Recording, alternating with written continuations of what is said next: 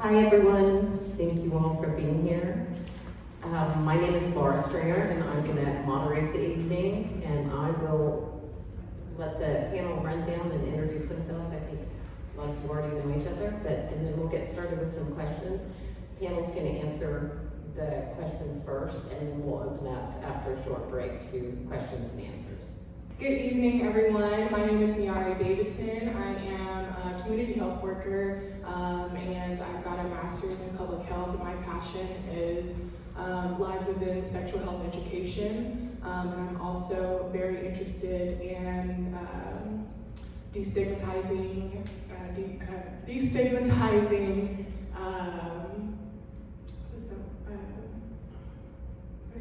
just like coming out from religious spaces. There we go.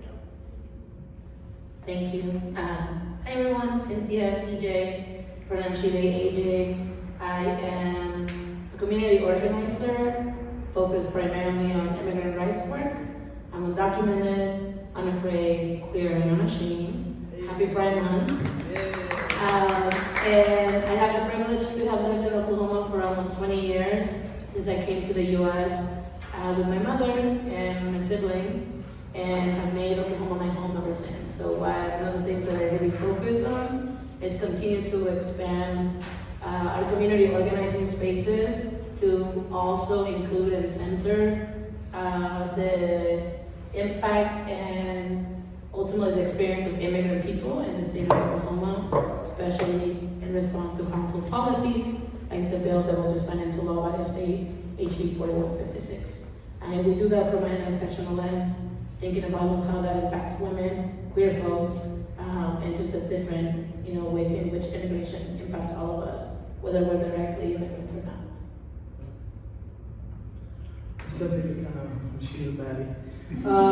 My name is Chris Williams. I use she, her pronouns. I like to tell people I'm a professional lesbian because I charge by day, but I'm free by night.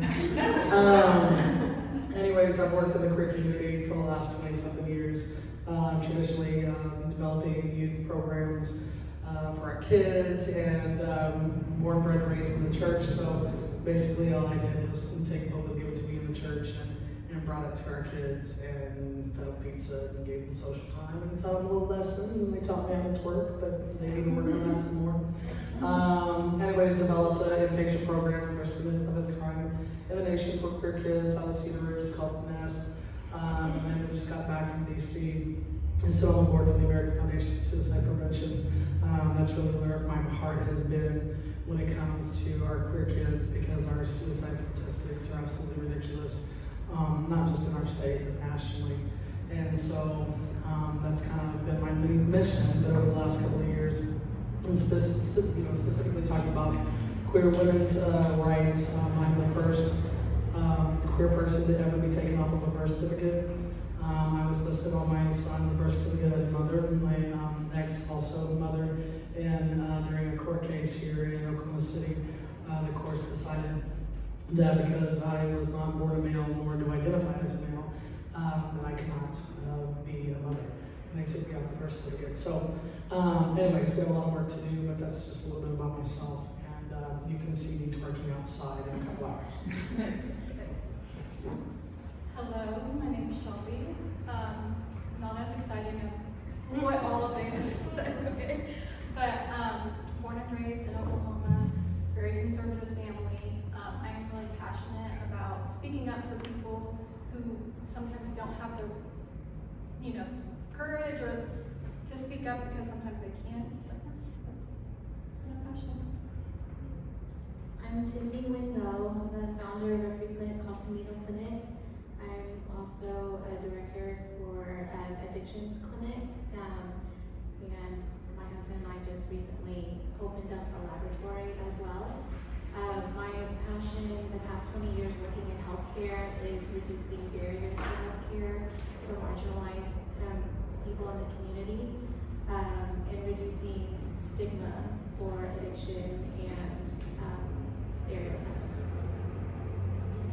My name is Megan Hoffman, and I, although have always been passionate about the advocacy space. I've only recently joined in this capacity after receiving a fatal diagnosis for my daughter in early 2023, and then had to flee the state to receive the abortion care access that I needed to save my life. It really gave me the kick in the butt that I needed to get a little bit louder and start contributing to this space. So let's do it. Did you know you're a girl? Yeah.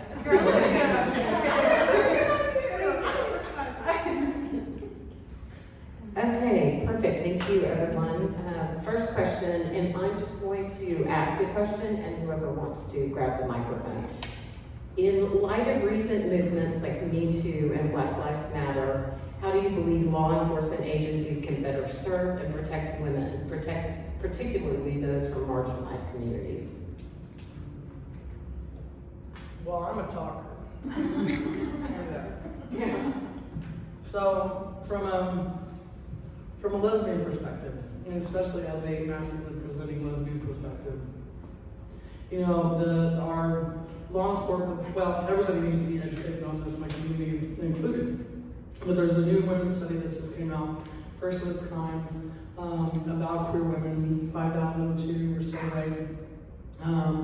And who do you think is more abusive? I'm going to ask you something since you're kind of like me.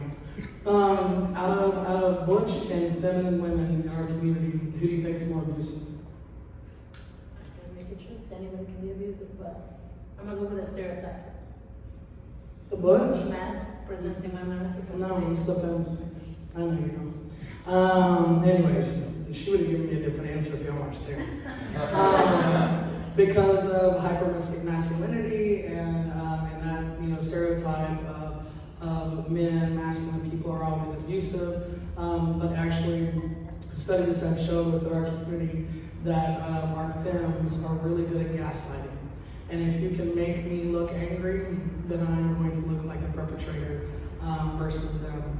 And so it's not just a cut and dry case when the police officers come in to a domestic violence call that the masculine presenting person is the one that's actually being the violent person. And that's just learning different cultures. So I mean, that's just kind of my 2 cents. And again, not only educating my own community about this information, but the outside community, what goes beyond those stereotypes. Yeah, absolutely. Thank you for sharing. I think this is a great question, and for me, I feel like the first step is definitely recognizing that the community needs help. I feel like a lot of the times, police or law enforcement are so quick to SWAT methods, special weapons and tactical, instead of the other SWAT method with the O, strengths, weaknesses, opportunities, and threats. They're not analyzing how they can come into this community and protect us and also advocate for us and help us. I think that if they're not willing to do that work, there's organizations out there, there's opportunities out there for other agencies or organizations to be first to respond on the scene to de-escalate. And I've seen that be enforced, successfully in New York. And I think that that's what we're lacking here in Oklahoma, is having someone else on the scene first to respond to de-escalate the situation. I don't know if anyone remembers, I can't remember her name, the lady who died in jail a couple years ago. Shannon. I didn't know her. I never got to visit her cookie cottage. That thing looked so cool. But I feel like had someone been there to de-escalate before, trained, of course, to de-escalate the situation before law enforcement arrived, I think it would have been a different response to it. And it's almost like an echo to Kristen, she had said too, is that I felt that our law enforcement agencies can better serve and protect women, especially those from marginalized communities, by implementing comprehensive training programs or gender sensitivity, cultural competence, and trauma-informed practices. Additionally, creating specialized units dedicated to handling cases of gender-based violence and ensuring diversity within law enforcement agencies that can help build trust and improve outcomes. I'm gonna just try to have 2 or 3 of you answer each one so we can get through as many as possible. So maybe the other 3 will answer the next one for us. With the upcoming election, what specific policies or initiatives do you believe are crucial for advancing women's rights and addressing gender inequality on a legislative level? Cynthia, CJ, and I think it connects actually to the first question. I think we need to continue to think about immigrant communities as vital into the well-being of the state. I think it's imperative that as we think about all of the challenges that we're experiencing, yes, there is a thriving economy, yet what our communities are feeling is that that economy is not working for us. And that creates all of the other conditions that put our communities at risk, whether it's deteriorating mental health, whether it's housing and food and instability. And I think that part of the policies and legislative initiatives have freaking living wage that offers access unrestricted to healthcare. That means that you're not dependent just on an employer to see if you have the healthcare to survive and thrive in this state. So that's one. The second one is that we continue to really drive programs that are community-based. My offering for the previous question was I actually don't think the law enforcement should be addressing a lot of the current issues that are happening in the state. They are not equipped, it's not a priority, it's actually not what they serve. And so the more that we're actually creating programs and legislation that meets the needs of people so that then the response is not carceral, it's like an essential thing. And I know for Oklahoma that feels really bold to dream of because we're literally leading in incarceration. But the more that we think about the billions of dollars that go every year into incarcerating people, if that went to living wages, to housing, to reproductive care funds, to literally being able to create recreational spaces for community that are not tied to carceral responses, our communities will look completely different than they did today. Garcia for governor. Anyone else? Yes, so for the second question, I just think that we should be really stepping on the necks of our elected representatives and pushing for policies to help protect our rights. And also campaign for more progressive candidates. I mean, we've seen in the past where we've campaigned for moderate Democrats and nothing changes, or they just vote Republican anyway. So really making sure, looking at the Connie Johnson and Julie Hoffman back in 22. Actually, I want to add something. I'm sorry. So I do want to add to everything that was just said because I think what also we need to do, we need to challenge the policies that are currently going out right now, like Project 2025, because that is it's a stealthy attack on our rights. And some of the things that I wrote down that I found out was these people are trying to eliminate departments of education, Department of Commerce, and empowering ICE to deport undocumented immigrants, and even plans to address LGBTQ plus issues in an effort to attack radical gender ideology and impose same-sex marriage, and it seeks to maintain a biblically based, social science informed definition of marriage and family. And so these things, and the killer part is that neither party is talking about it. No one's talking. It's 900 pages, and no one is talking about it. And it's very, very scary, and I think that we need to educate ourselves on that and challenge it as well as implement new policies. Can you get on to me later for just being, I know, let's get me back. I'm gonna say it real quick, especially on piggybacking on that. Because, and this is where we really need federal help because our states aren't doing the right thing, especially our states not doing the right thing. And talking about my case in 2017, out of Arkansas, Payne versus Smith, went to the United States Supreme Court, said that all queer parents that are married have the parental rights as every married couple in their state.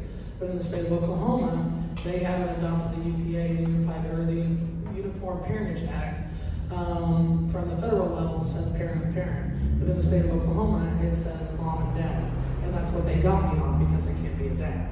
And so that goes back to, here's the deal, guys. One of my best friends, Paula Schoenauer, if you don't know her, she's a badass and you're missing out. But she said to me one day, we will never have trans rights until we have women's rights. And so I'm really thrilled that we have a bunch of women on here, because without women together, we're going to be in the same cycle that we continue to be in. I'm going to start at the opposite end with the next question. How do you see the current state of women's reproductive rights in the U.S., and what steps do you think should be taken to ensure that women have autonomy over their bodies and healthcare decisions? All right, I'm ready for this one. I knew you were. I think first and foremost, it's so important to acknowledge that nobody is truly safe until every single person has bodily autonomy. And so where I can have one focus and I'm looking in this one very hard path, if I'm not looking around to the people beside me, then I'm truly never going to be safe. When you look at Roe, for example, it was not overturned overnight. It was chipped away very slowly, very methodically. They chipped and chipped and chipped until they finally got it. And unfortunately for us, these are our bodies. We don't have the luxury of suiting ourselves up and chipping back at them. So because we don't have that luxury, we truly have to demand that we be allowed to dictate our own bodies. And not just me, not just you, but that every single person who lives in America be allowed to dictate their own body. So what that looks like for me is I'm done with meet in the middle talks. I don't want to meet you in the middle. I don't want to find common ground. And I'm not going to find common ground for anyone. And I think that when you start with those conversations at home, it becomes easier than to start with those conversations with your legislatures, and making sure that all the people around you are on the same page, that we are together lifting everyone up. Makes it a little bit easier because we're all then kind of fighting the same fight while fighting our own individual fights. Thank you. As women continue to break barriers and rise to leadership positions, what unique qualities do you believe women bring to leadership roles, and how can we encourage more women to pursue leadership positions?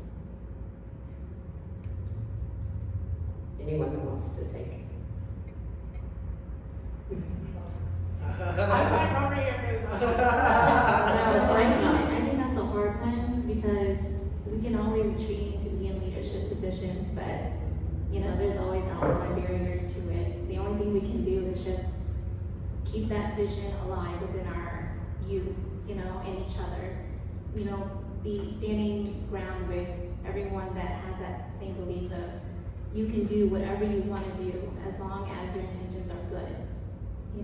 It's really hard because sometimes in the business life and everything like that, there's always those outside voices that we can do our best, but it's just it's hard. It's hard. That's why it's so hard to answer too. Right. Yeah, thank you. I echo in order for women to continue to grow in leadership, there also have to be conditions that do that. But I also want to honor that, I know about as women in my home, in my neighborhood, in my community. When I think about leadership, there are women who are legislators. There are candidates who are women who that's all they talk about, and they actually don't legislate or center women issues. And so I also want to invite us in the conversation of how do we move beyond just one identity or parts of our identities to identify that with leadership. For me, leadership is a stewardship of our communities and the stewardship of spaces that center the rights of people. And I think that I really want to push on the leadership, because I agree there are ways in which we already lead independently, and there are a lot of barriers and challenges. And yet the invitation is there are leaders in our households, in our neighborhoods, in the church, or affinity groups that we're part of. How are we centering that matriarchal leadership? And then how we also not lose sight of the fact that we literally have women who are currently the footstone of a patriarchal attack on all of the rights that we're fighting. And so I think the availability to continue to center voices that center people, it's critical. And to continue to also create the conditions within your own circles of shedding our own patriarchal systems that then open the conditions at large. If we're able to carry the collaboration spirit, the way that we uplift one another, the way that we lead, I think that itself changes the outside of our own spaces. So one of the things I was going to say, before you were talking, is stigma, right? And I love that you broke it down. That leadership isn't about gender. Leadership is about meaning and how we lead. But the stigma around women and men and how we lead is so funny. I'm sitting up at the Capitol last week, the last couple of days, and I'm the only one. I'm in with two men from my board, and they're crying the whole time, and I'm sitting there stoic. And I'm like, isn't this interesting? As a 52-year-old woman. And why these guys are blubbering. I'm sitting there with, the sensible head and let's talk, strategy, let's do this, whatever. But we have a stigma, and we buy into that stigma. And that's the implicit bias that we really got to shed. That we're not walking in these spaces as women, that we are walking in these spaces as leaders. And we're not giving, we're not going to meet you in the middle. We're going to demand exactly what's going on. Just in the same way that I wasn't taught to go in and ask for a wage. I was taught to go in and accept what I was given. And so I had no idea that men were being taught that. So yeah, get rid of the gender crap and I think we'll be okay. So yeah, I'm back up, Cynthia, let's go. Thank you. Okay, let's focus on COVID-19 for a second. The COVID-19 pandemic has disproportionately affected women, with many facing increased caregiving responsibilities, job loss, and economic insecurity. How can we address these disparities and build a more resilient and equitable society moving forward?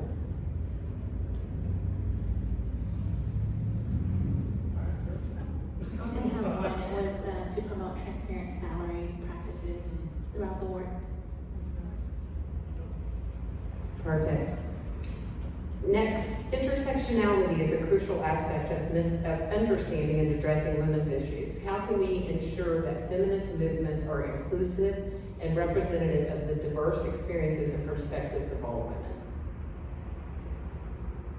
So I'll start with this one. I think back to reading Women, Race, Color by Angela Davis. If you haven't read it, read it. It's so long, okay? But I think learning how then not all women were for all women. So I think that we first need to make it equitable and equal within our own community and realize that we really need to be for all women regardless of how you identify or what race or whatever. Race is a social construct in my opinion, but I think we just need to be for each other.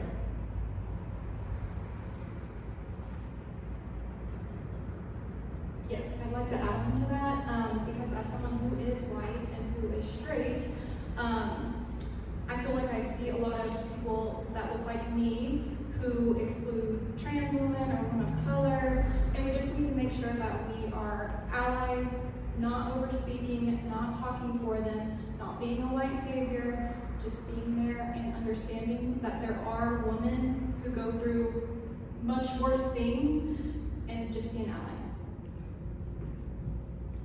All right, thank you. What role do you believe education plays in promoting gender equality and empowering women and girls to reach their full potential?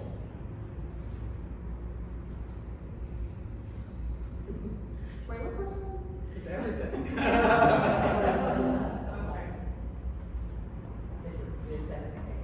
Simple answer, right?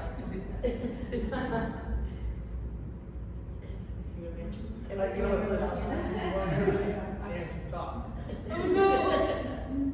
It's because you could have us talk all day, so. No, I just love how you nerds wrote all your answers down. Oh my gosh, no, just like not, like having good role models and teachers and professors and parents who tell you, like, you don't have to just go into dominant feminine careers. You can do science, you can do technology, you can do engineering. Don't put yourself in a box.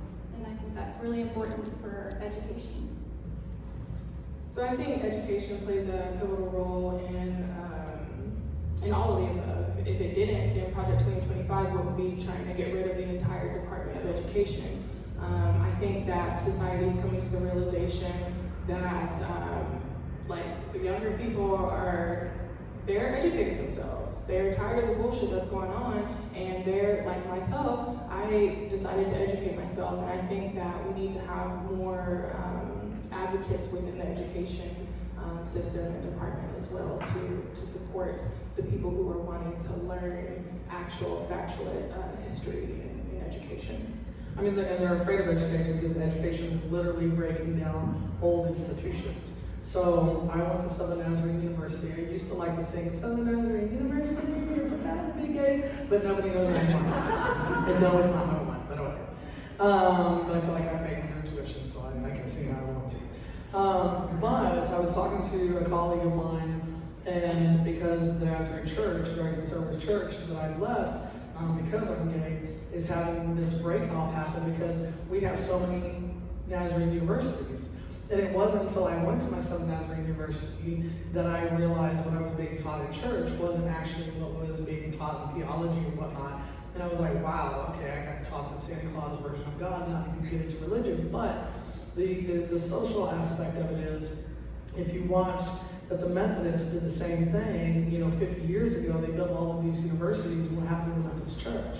They started to become more liberal and more open-minded because education was messing up the patriarchal system that they had built. And so yes, education is a real threat for them, and obviously representation matters in education. So that's all I want to say for now. And I'll just add on to that.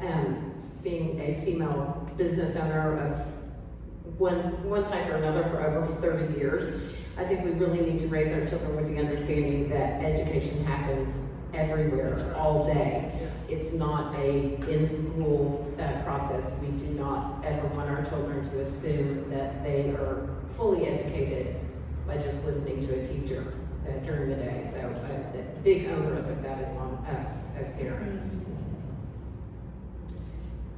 Okay, access to affordable childcare and parental leave are the key factors in women's ability to participate fully in the workforce. What policies or initiatives do you support to improve support for working parents? So we've known for a long time that when it comes to the United States, that parental leave is not what it should be. When you look at almost not even just developed countries across the globe, but just countries in general, we don't even stand a chance at what they provide their people as far as when it comes to paternal leave. I recently read an article that shows the breakdown of states that have very restrictive abortion bans versus states that offer guaranteed paternal leave. And wouldn't you know it, that none of the states who force women to carry pregnancies also offer women paid. There's no overlap. There is the group of them that have strict abortion laws and they do not offer, and then there's the group of so now even more than ever before, you're just really hit in the face with the facts, with what it comes down to. I think that you can look at that on a really big level, but also I just kind of have a personal note to look at it on a smaller level that is something that's kind of attainable for all of us. My stepmom, who is a principal in BFE, Northeastern Oklahoma, recently took to her board the capability for parents to have the day off for miscarriage and for things like that. It was something that she saw a lack in, not strictly because of my situation, but my situation kind of helped push that along, where she then took it to her board and was able to make a really small change within her school district. So when you think of it on that level, if everybody would be willing to stand up and say, hey, what if our company, what is the harm in just saying, like a quick letter to HR, could we do that? Is that something that we could provide? If collectively we could all chip away at that, then we could help bridge the gap, which is great. Obviously, we still need to be fighting the big one, but it was just kind of like a really cool moment and a realization that it doesn't always have to be a big fight on the state level. It can be a personal fight within your own personal job, life, whatever it may be. Your mom's amazing.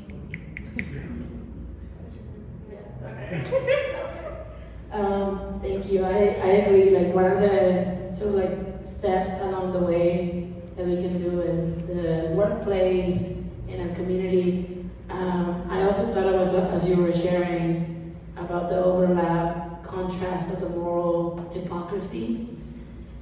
And what came up for me too was the fact that we currently see the labor of primarily women at home as a only duty and responsibility of women, and it's completely free labor, not free for the emotional and the physical, right, impact. But like, I really think we need to continue to push both in like our workspaces in our community, but also the legislature, when it comes to what does it look like to create economies of care, where folks who stay at home, who are caregivers, who are parents, and knowing that parenting is not just literally birthing a child, right? We all play a role in the education and raising and caring for people, children included. And so literally free childcare that is subsidized by the state, by the federal government, economies of care where people are actually compensated a dignified wage for like home care and for literally raising each other's children in this way. I think it's critically important also to create the independence financially for people to be less vulnerable to be in conditions of harm. Perfect, thank you. All right, I'm gonna get through a couple of more, and then we're gonna take a short 10-minute break if anyone needs to visit the restroom, grab a water. How do we engage men and boys as allies in the fight for gender equality and challenge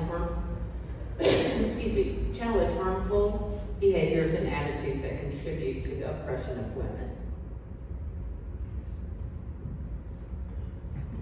I think pointing them to good resources, but essentially it's their responsibility not to be a misogynistic pig.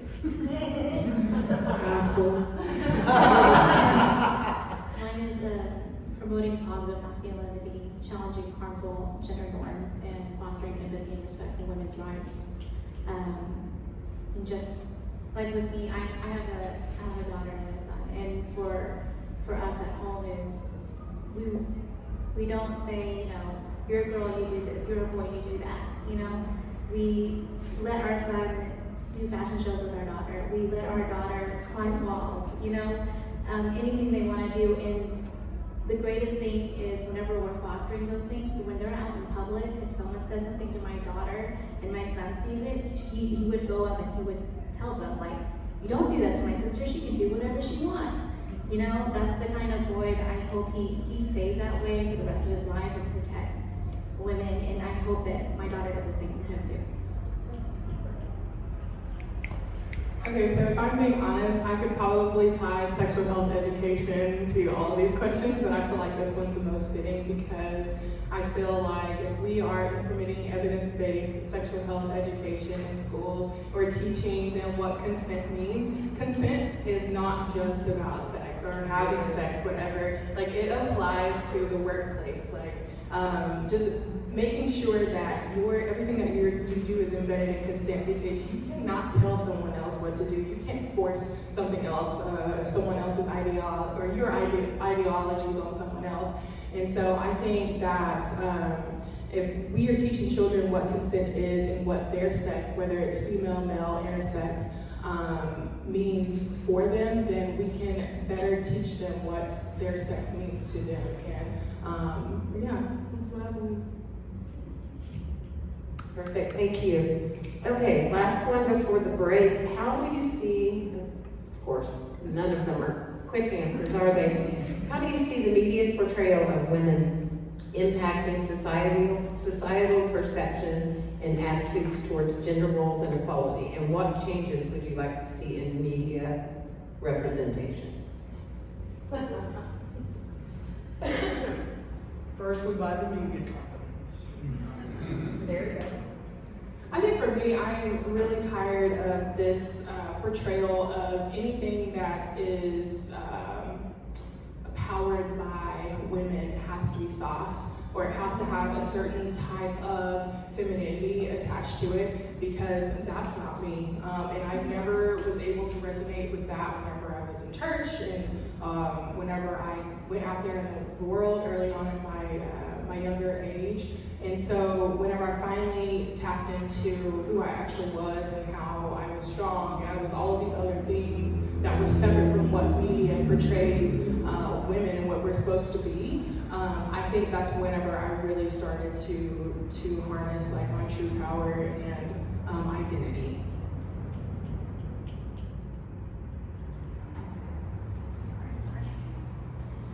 So I think something that's unique with the way and the quickness in which social media and media as a whole just cycles through trends and fads and all of those things, it's kind of cool to see. It feels like there's more of opportunity now than ever before for there to be a variety of voices, and because you see the shifts, and I work in media and it happens so frequently.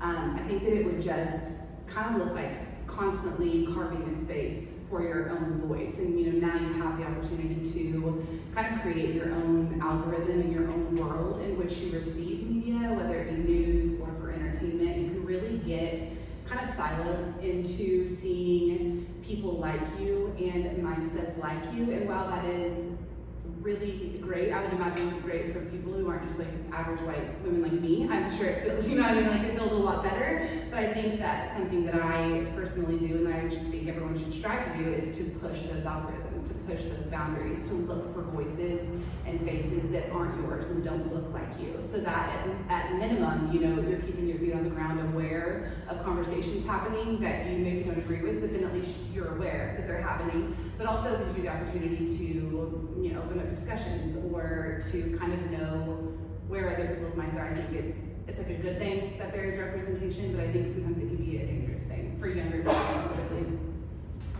Perfect. Sorry. Because the media literally controls what we see and everything. And I have more hope over the last few weeks than I have in a very long time, because we keep on playing these games, and we have been humbled to the point that, one of the greatest women that I think said, when they go low, we go high. But then the next greatest woman came along and said, bleach blonde, bad built, looks body. And I'm not offended, I do have a looks body, so does she. So it is what it is. But it's speaking up and talking back and being done with it and being fed up, you know what I mean? And so I'm excited about that. I'm excited about women's voices. And I'm gonna just, shout out to our women of color, because they seem to be the ones that always put us to the top of the pack. So there we go. Not you, though, so you're talking about you. Perfect. I only have one more question for the panel, and then I'm going to turn it over for questions and answers, for questions from the audience.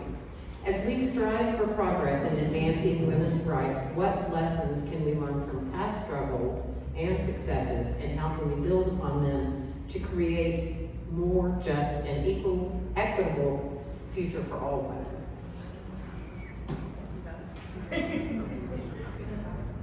You going, or you want me to kick us off? What? Okay, I said, are you going, or do you want me to kick us off? Okay.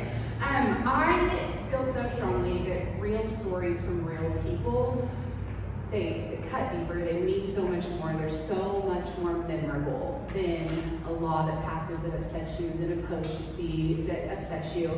I think a lot about what it would be like if pre-Roe had access to the documentation types that we have now. TikTok, video, podcasts, like what would it look like if we had an abundance of stories from what we know must have been just a horrible, horrible time. So because of that, I think that they didn't have access to what we do now. So I think it's kind of our responsibility for not just people in my position, but for everyone to document, to share, to do it in a meaningful way, not just online, but in real life. And I think that the better that we can document everything that we're going through, the more that generations coming after us will have not only a playbook, but a warning, and just be able to harness the power of stories and to kind of help direct it and not forget in ways that I think a lot of people really did. I agree with you. However, I'm going to challenge you on that because whenever I was reading books like Medical Apartheid, and again, Women, Race, Color by Angela Davis, I love her. I think I might have a crush on her. But reading those books, they've been documented. The struggle is not being believed. Like, our struggles are not being believed. They think that we're not in pain. They think that we're not actually going through these things, and so the question then becomes, how do we make them believe? Because the stories are there. Yeah, sorry. I think you're so right. Two things. One, I live in a space where, to be honest, when I have shared my very personal story, people have believed me, and that is a privilege, and I know that that isn't something that everyone experiences, so I just want to acknowledge that that isn't something that I've personally had to face, so you're 100% correct, and I haven't personally had people question me, but I do think that as we evolve, I was more so meaning different mediums as opposed to just books. You're right, there are books that exist, but youth today, there are also, like, how do you take those books and turn them into podcast discussions, and even taking those books and then just making more just a different variety of ways to ingest that media. But no, you're 100% on that one.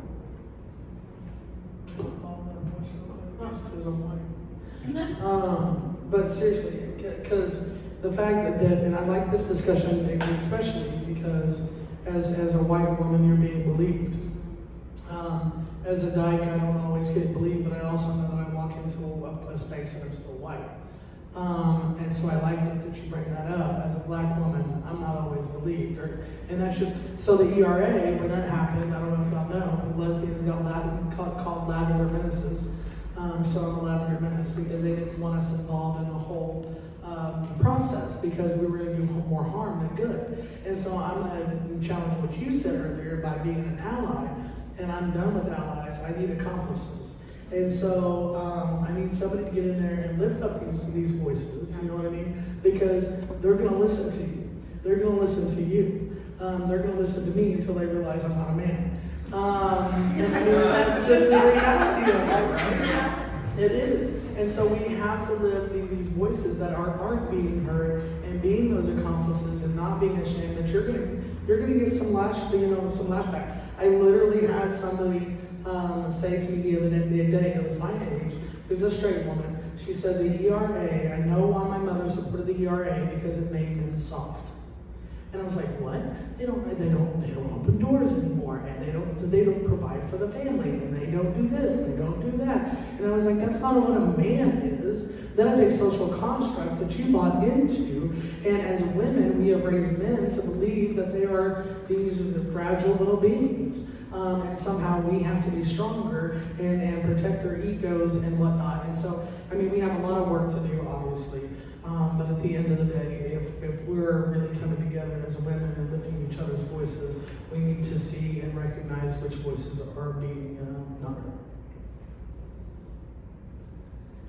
I will add, and I love that this is an ongoing discussion, just because for me, a lot of the work that we do is a journey, not a destination. Like, we're not gonna get there by one thing. And there's a lot of history that literally, if we just do the digging, we'll realize who is choosing to side and how they're choosing to side with quote unquote against its self-interest, right? Because they're protecting very specific ideologies, whether it's the construct of race, whether it is our own digestion of whiteness that is not just a skin color, right? Like the clarity I think here that I want to highlight, both as a genderqueer who still grapples with what it is to be a woman, literally in my day night today, and also as a queer person who migrated from a different country, who has both a privilege and also an understanding of what it means to be a woman, for example, in Mexico, and what it means to be a woman in the U.S. And what is the responsibility of someone who resides in the US to see the struggle of women globally? When genocide is occurring and we can choose which women we protect, that itself triggers our vulnerability to then be the next sort of like target against a violent state. And I think that that's really uncomfortable sometimes for us to digest, right? And part of the conversation needs to be of, I don't need to know what your face is, who you are, what your upbringing is. If there is an attack and there is a threat that threatens you, then it's a matter of time before it grows sizable enough that it threatens me. And I think we have really invested a lot of time disassociating for threats outside of Oklahoma City, outside of Oklahoma, outside of the US, outside of North America, whatever you want to keep layering, and create that distance, knowing that a lot of the violence that has already taken place and now is being directly targeted for white women in this moment has already occurred for Black, brown, trans, queer folks with disabilities who didn't have autonomy over their body. They were the testing. Women literally 3 years ago in Erwin, Georgia, were literally forced, right, to remove reproductive organs, literally, while everybody's like, well, they're immigrants, they probably shouldn't be here in the first place. That is a threat to anyone who is then targeted by the state. And I think the deeper understanding that we have of that it's not about sympathy, it's not about uplifting, it's about understanding that a threat to your person, it's a threat to my person, whether it is today or is a day to come yet. No, I was thinking about this the other day because, Juneteenth is coming up, and 50 years after slavery ends, we have Black Wall Street, and then 3,000 plus people died, right? And so they were massacred, thank you. And so, within 50 years, so much happened, and it gained so much. And so, do you know why in 50 years the gay rights movement has been so successful? That the Black movement didn't have, that the women's movement didn't have. White men. White men. So we're always going to have some layer of protection because we have white men. And so, so it's interesting to me that in talking about all of this, and now white women finally being on the forefronts of this, it's going to take all of us, obviously, to get where we need to go. But don't discredit what your whiteness brings to the table and utilize that strength. So just foster solidarity for human rights. Yes, absolutely. Okay, I am going to turn it over for questions from the audience, and I think we're probably in a small enough gathering that you can just ask your question. If you want to ask it to a specific panel person, please let them know. Otherwise, we'll just take your answers like we've been doing.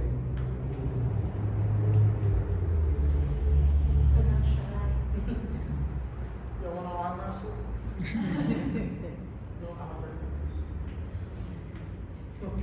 Well, it's not really a question, but I know a lot of you are involved in a lot of things in the community that are coming up. Do you all mind sharing anything? Like, I know, Cynthia, you were talking about something earlier. Just kind of share with everyone what you're doing, or like how they can get involved with y'all. Thank you. So we took our break to sign up for more work together. You learn that as you do community organizing. I think things that we want to offer, July 1st, it's set to be the implementation of one of the most anti-immigrant and cruel bills that have been drafted in recent time. And so ahead of that, this Saturday we're going to Tulsa to host a Know Your Rights with parents and community leaders to train them on how to actually deliver that in the spaces where our community is already coming to. And Know Your Rights, literally as simple as it is, all of us deal with racial profiling in one way or another. All of us deal with law enforcement's abuse of power, whether you're an immigrant or not. And we all know that if a cop pulls you over or gets behind you, I have yet to meet one person that was like, I feel safer. That will always be the way. If you are like, why do we need law enforcement? Tell me when's the last time you felt safe when somebody pulled up behind you. And so we're gonna host that coming up. We have events coming up for Pride because part of what's really important around is not just I'm an immigrant person, I'm a queer person, I'm a low-income person, like all of the identities that intersect. I was sharing with them that one of the biggest reflections for a lot of us leaders in the community within the immigrant rights movement is that we keep talking about freedom of movement. And we have to really ask ourselves, how many communities of color, rural, white, low-income folks in Oklahoma have freedom of movement? And so there's actually a lot more that literally we could be building together around what does it mean to have freedom of movement economically, even just our ability to explore culturally across communities. And so we're having trainings this summer. We're starting the last week of June, obviously expanding the queer agenda and talking about the intersections of being an immigrant, growing up in Oklahoma, and then how often we have to continue to challenge our understanding of our identities in that intersection. Then we're also awaiting this July 1st space, so we're gonna launch a partner space, and likely it's gonna be the middle of July for different organizations to come together and not to just be allies, but literally co-conspire how do we defend immigrant communities from this racist bill. And then continue to do trainings, organizing. If you wanna learn more, Dream Action Oklahoma, it's both on Facebook and on Instagram. We currently have the sign-up form if you want to expand the queer agenda during the Pride event. Sign up and walk with us. We really need to be able to tell the legislature that an attack on immigrant people is an attack on all of us. We all need to stand in the queer solidarity that every tool that is currently utilized for Black, brown, trans, queer folks will be deployed when we try to create resistance. We saw that in 2020, the Department of Homeland Security, ICE agents, CBP agents were deployed to Black Lives Matter movements. And that is very intentional. All of the infrastructure that is currently for detention facilities is being utilized in Texas and Florida to detain and incarcerate people. And I think we need to just be very clear on our own understanding of that share. And I'll close with, you don't have to do everything. We're also in an economy that is draining the last ounce of the joy that we have. So even if it's a community space where you just get to be in community with one another, that is sufficient to be like, I see you, you see me, how do we check in on one another? Because that's real too.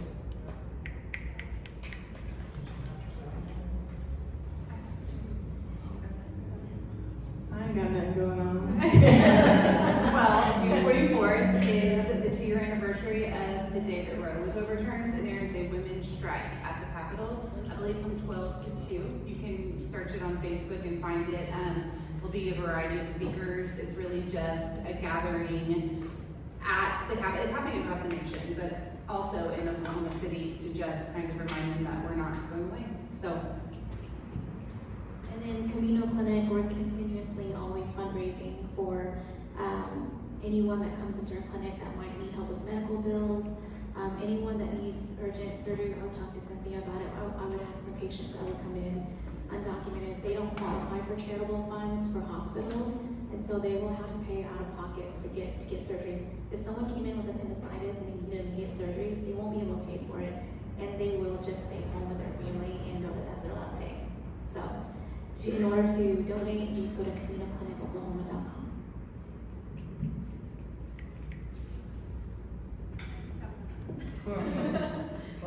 You're going to trainings, right? Yes. Don't you have a fundraiser on the 22nd too, Cynthia? Oh, yes. Look, I should have brought my little list. Okay. Let's go ahead and write down. Next Saturday, on the 22nd, we are having a sober-friendly and also cocktail space at one of the first Latina queer bars in 36 and Main, The Secret. And we're gonna be having a beneficiary night for Dream Action Oklahoma. And again, it's sober space friendly, so we wanna make sure folks know that there are cocktails, there'll be games, we're gonna be there boothing, so you also get to learn and meet the team that is currently doing all of this amazing work.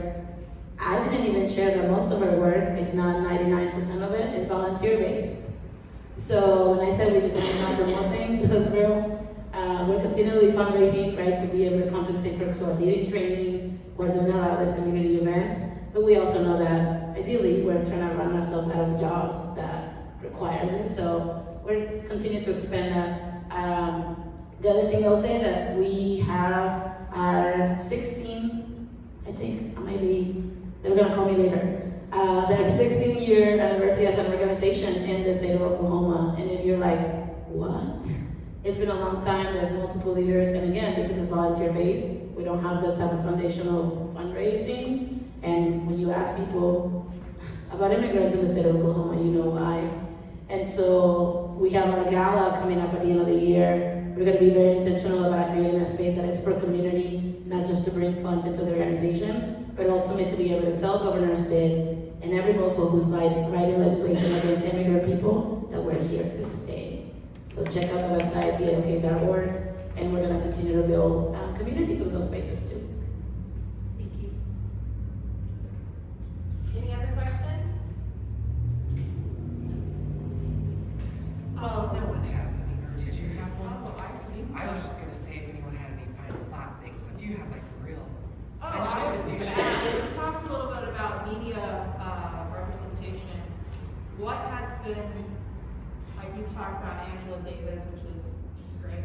But like what else has been, like TV, movies have been, it's like, you think are good for other people to watch or read? I think one of the biggest things I remember in the Black Lives Movement in 2020 was being in a nonprofit that was like, we're just gonna, as a nonprofit, it closed down like 2 years later, we're gonna get better about this.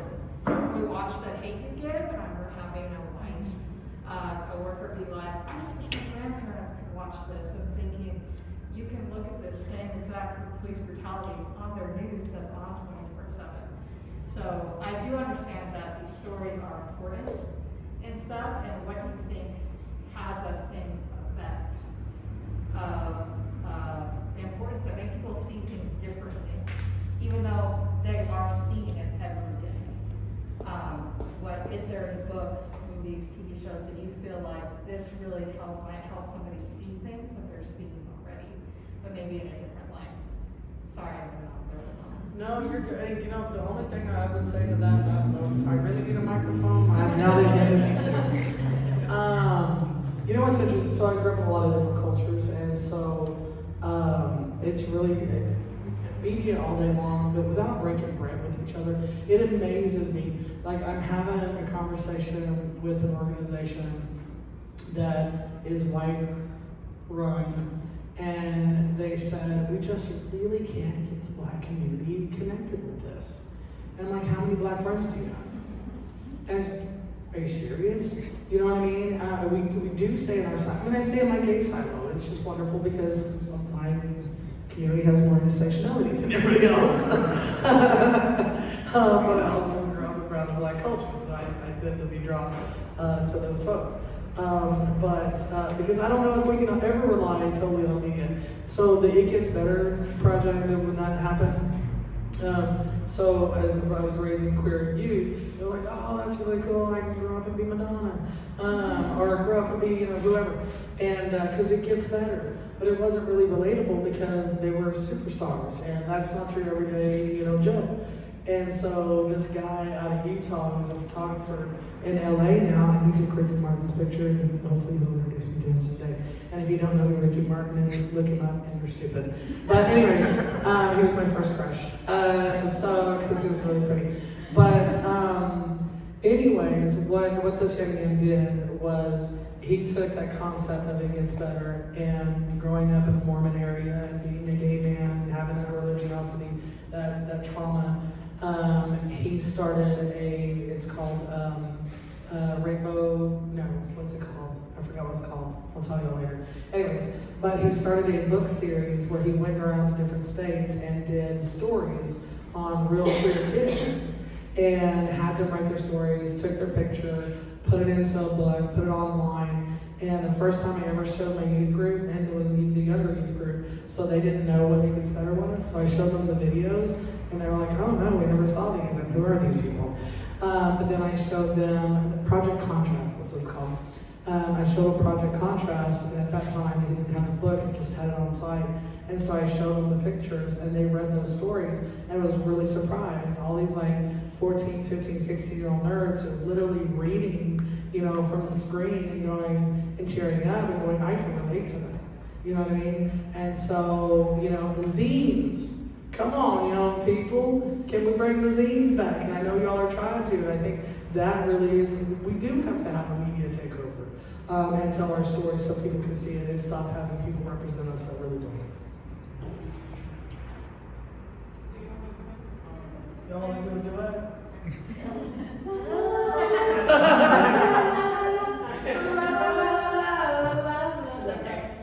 That is what was your name? Kira. Kira, that's a great question, Kira. I think what helps me, just through my deconstruction from religion, but also just through societal expectation, was reading between the lines, and not literally like reading books. I love reading books, but if you're not a reader, just seeing what media is saying, what take their stance is, and kind of researching the opposite of that, and kind of getting a different viewpoint on what is being said, because media is going to be drawn to anything that is controversial, So I would always be like, okay, they're saying X, Y, Z. Let me research ABC and see what is going on in that community or in that space. But then also exposing ourselves to things that CJ, right? CJ was telling us about, encapsulating ourselves in those spaces and those agencies and things like that. I think that can provide us with genuine opportunities to learn about those communities as well. Plus, and I think what came up for me was reflecting on like the unlearning was that as an immigrant person coming to the U.S., most people, the vast majority of people, and even the rest of us are socialized to the dominant narrative, to integrating to that dominant narrative.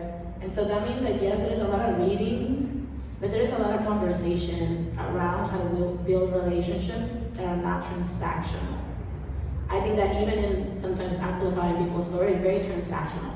How does me inviting X, Y, and Z person build my validity within brown and black spaces?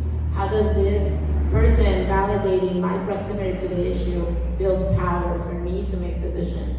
I think that part of that conversation around like how do we take over media and narrative that we want to put forward includes literally organizing the very first 5 people that come to your mind.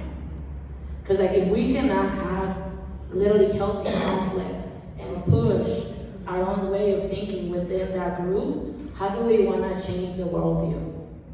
And like that's a real challenge, right? Because a lot of us, and I'm not saying like fight to the nail with the toxic family that's ultimately gonna wear down your mental health. There's boundaries.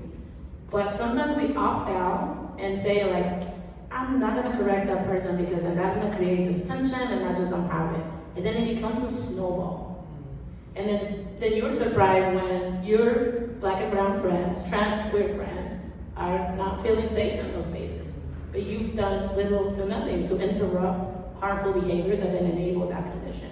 And so it feels really important that like the media is not just portraying like what we need to sort of digest, like mentally, but it's literally about how we shift the way that we interact with one another. And given the space for us to be human. Because the way that I show up today, I have coffee, I have dinner, I'm in a good vibe. Tomorrow I'm gonna be hurting because, the moon is out and shit happens. But like, how am I extending grace, right? And say like, here's how I invite you into actually being in a relationship. If I had to be like, what's my thing that's gonna transform the world? If we create conditions where we can actually sustain relationships, we can change policy, we can change programs, we can change anything. And I think that itself is also what capitalism is eroding. It's eroding our ability to build relationships with one another. And now we escape in our phones and scroll for hours to build connection with a screen, but we can't build connection with one another.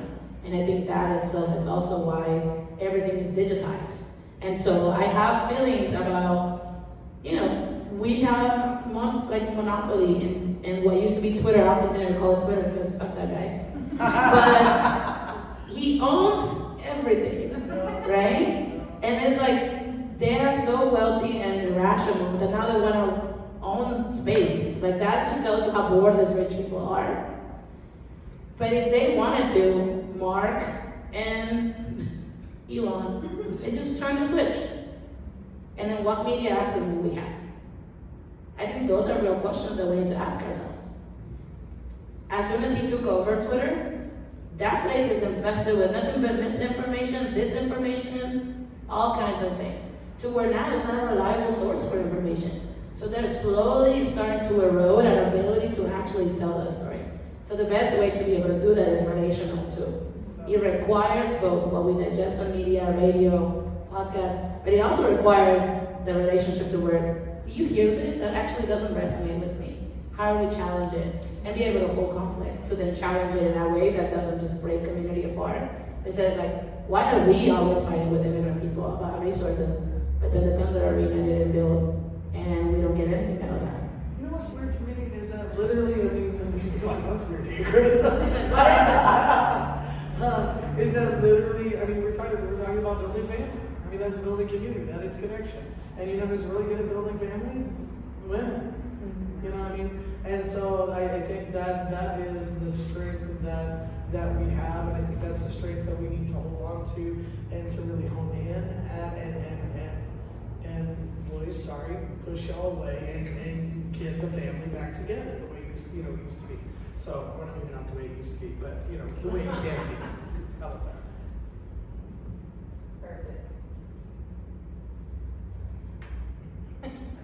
Okay, I think if we don't have any more questions, we. One more. Oh, yes, go right ahead. Close it up. I think doing advocacy and community building can be exhausting. So what would you what do you guys do to keep from, feeling hopeless, or especially in this state, right, and everywhere, but, and the world at large, talk about genocide and stuff, it gets to feel hopeless and tiring. So what do you all do to keep up? Community, number one, but what else do you guys do to keep up doing the work? I think the reason why any of us, not just us here on the table that do anything in the community, is because we see the good in humans. And we know that can shine brightly and heavily. It's just that we know that we can prove it and we can do something with it, so that way the world could be a little bit better each day. And I think that thought behind, at least for me, it helps me every day, because I can see little pieces of goodness, even if I'm at the addiction clinic all day. It's a crappy day, like it's not good out there sometimes if you think about it, but someone's having a bad day, but you can see that they're struggling, but they're here, they woke up and they came to the clinic. That's a big deal, and you have part in that, and that's part of having a community, having a good support system. And I believe having a good support system is what helps us all, and it encourages other people outside of our communities to come in to understand what we're dealing with and what others are dealing with too. So just bits and pieces of positivity, I think that helps.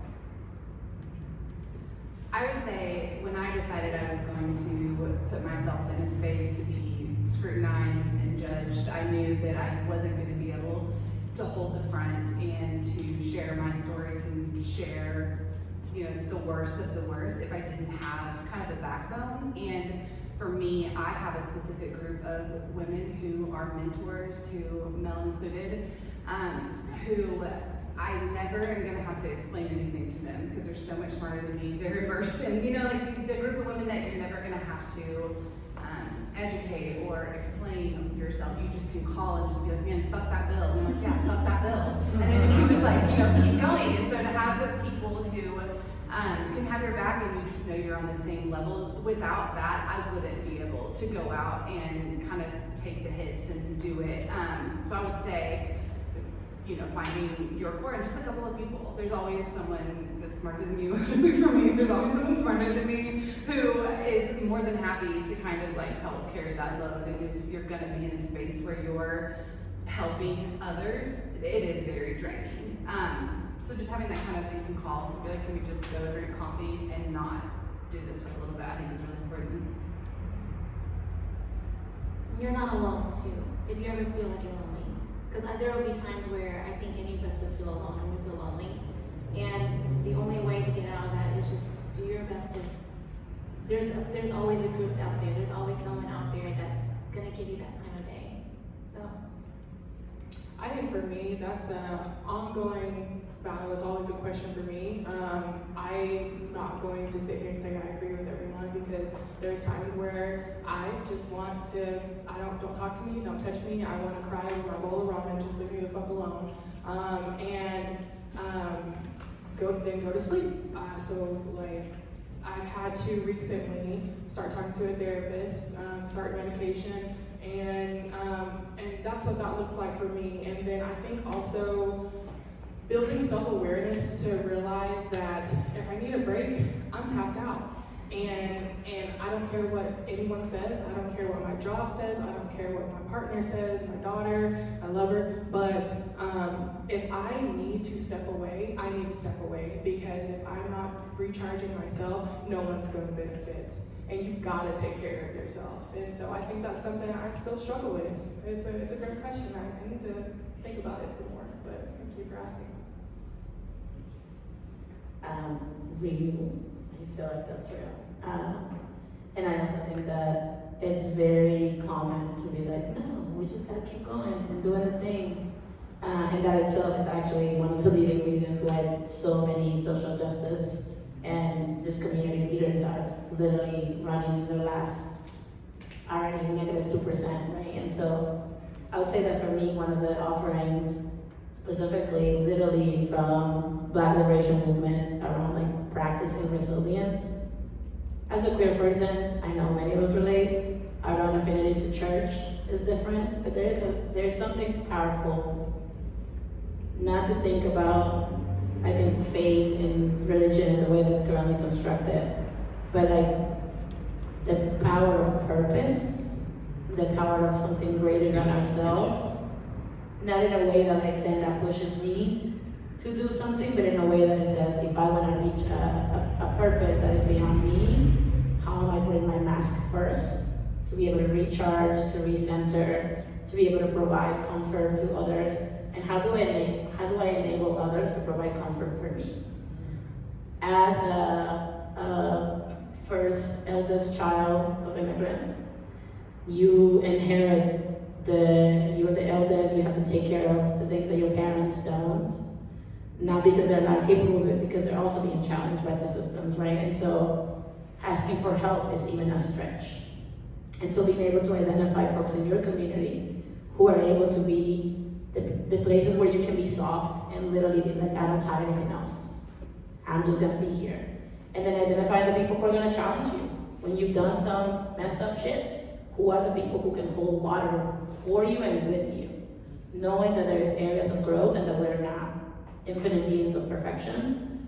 And then the last thing I would say is that one thing that was offered about last year, I was really struggling, both I live in Oklahoma and also I do national work immigration organizing.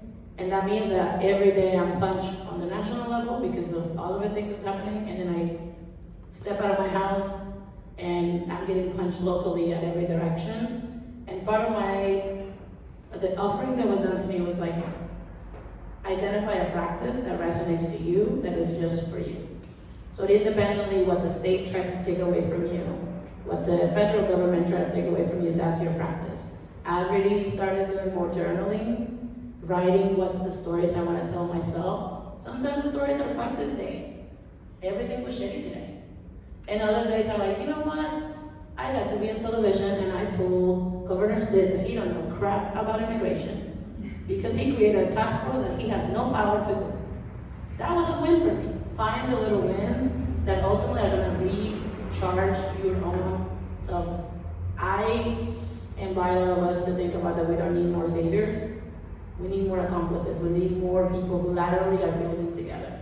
I think that part of the social justice movement in some way, and nonprofits, right, and I operate in that spectrum, is we want to save people.